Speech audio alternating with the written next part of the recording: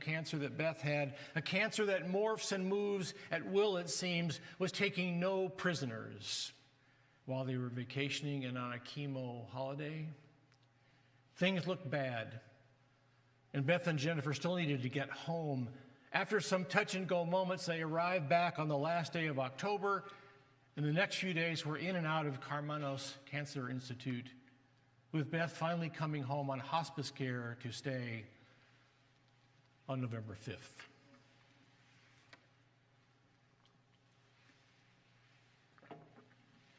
Why am I telling you all this?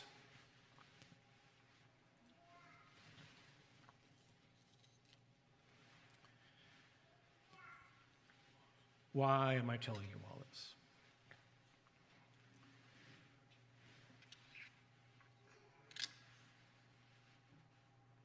This woman who struggled with her faith held this cross in her hand as she died.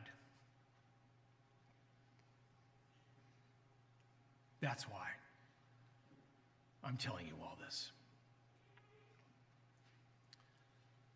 The circle of faith that she had was real. And I bet she's not alone in needing to seek it. There's much more I could say here,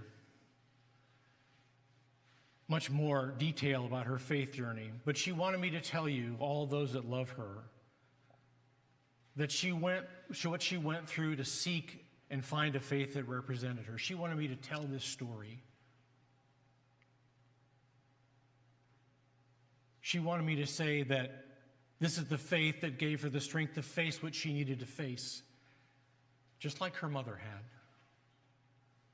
And you see, we all have stories, life stories. Sometimes we think our faith fails us. Sometimes maybe it does. But by opening yourself to the God who loves you, much like Beth did in her own story, much like Jennifer did in her life, it bears much fruit.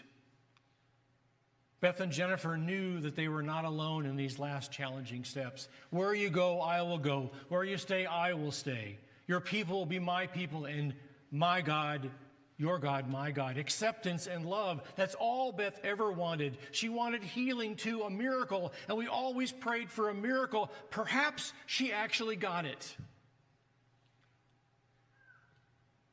The miracle of faith rekindled to save her. Beth passed away on November 10th, surrounded by family and friends, holding this cross in her hand. God does healing in amazing ways. Maybe not always the ways we wanted, but God does heal. Beth clearly wanted to live longer. She had much work left to do. But dying of an impossible cancer at age 54 is not what she wanted. But she did die knowing that God loved her. That I am positive of. Loved her fully and completely all the days of her life, because it turns out that Beth was Barb Erickson's daughter after all. And so as we finish here today, what are we left with? We're left with the memories of a woman who found her passion helping others. We're left with the memories of a woman who found her calling at GE Healthcare and trained and taught others with technical skill and passion. We're left with memories of her playing bells in the youth handbell choir. We're left with the reality of loving care of her mother when Barb was diagnosed with Alzheimer's. We're left with someone who influenced many others in dealing with point-of-care healthcare service, and in particular, how one must honor and care for each and every patient they see. We're left with the memories of a woman who, as she was in the act of dying, led a seminar at GE Healthcare as one of her final acts at GE on seeing healthcare through the eyes of a patient. People are people, not case numbers. And Beth lived that at GE. We are left with her timely wit ringing in her ears. We're left with the memories of a woman who did not give up on love, but indeed found the perfect girl for herself in Jennifer. We're left with Jennifer's words about the woman she loved. Jennifer wrote to me the other day, and I quote, "With all her surgeries and medical issues as a teenager, she did not feel accepted or supported. I think that she chose to break the cycle by showing love, kindness, and generosity to others so that no one felt the way that she did. She wanted to be a source of inspiration, treating people with kindness and compassion. She treated everyone as if they mattered and that they were her friend.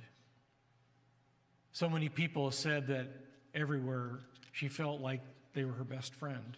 We heard that earlier. We should all be that way." Amen, sister. Amen. We're left, too, with her faith journey firmly in our sights, a journey that started with a child and a family rooted in Christianity, a journey that took leave of Christianity, and the church did not see her, and she built a wall to protect herself. A journey that moved to Eastern philosophy and Stoic beliefs, and when all seemed lost, a move back to the faith that sustained her mother. For being angry at God has its limits. But God's love for us is eternal. Where you go, I will go. Where you stay, I will stay. Your people will be my people, and my God, your God. And lastly,